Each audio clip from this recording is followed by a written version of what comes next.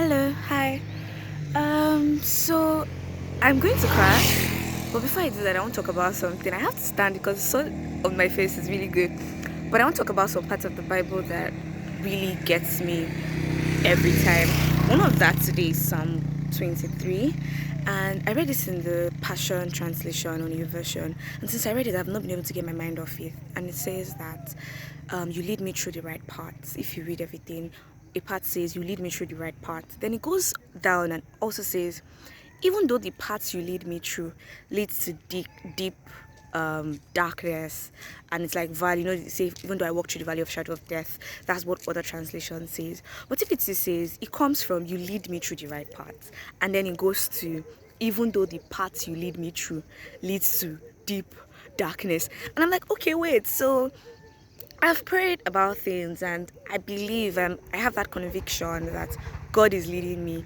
And then all of a sudden, trials and tribulations come. I know it's very easy for us to say, but I prayed like I can be so certain that this is what God said, that I received the word, that I saw it in the Bible. I know the Bible is living, so it speaks to our situation.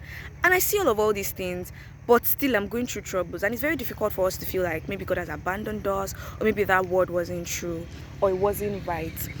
But I just want to say that the path God leads us through sometimes might lead to darkness, might lead to trials and tribulations, but doesn't mean that it wasn't God leading us. It doesn't mean that it wasn't God leading us. It doesn't mean that He is not still with us, because I know that there's a part of the Bible that says that trials and tribulations produce in us a virtue, that it produces patience in us, it produces long suffering. So trials and tribulations are for a reason. Every time I listen to like US pastors and they say like your purpose is in your pain, sometimes I really don't understand.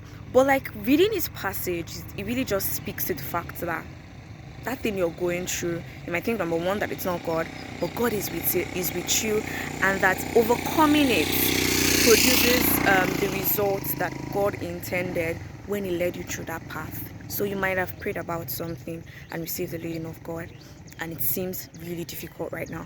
Don't lose faith. Don't think that God has left you. The path that God leads you, sometimes you go through trials and tribulations, but be of good cheer because God has overcome.